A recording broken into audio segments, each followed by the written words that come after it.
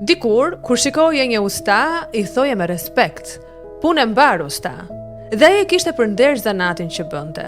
Vinte në orar, nuk gënjente, nuk e linte pas punën, e kishte fjalën fjalë dhe duart flori.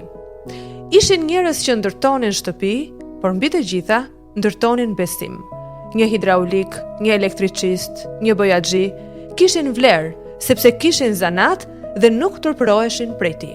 Sot mezi gjen një njeri të rregullojë një prizë apo një tub uji. Telefonon njërin, nuk vjen, tjetri thot nesër dhe zhduket për një javë të tërë, sepse shumica kanë ikur jashtë. Kanë marrë zanatin dhe janë larguar, sepse bota I vlerëson më shumë se sa ne. Dhe këtu kemi mbetur ne, që u themi fëmijëve, bëhu ekonomist, bëhu avokat, sepse zanati nuk ka vlerë.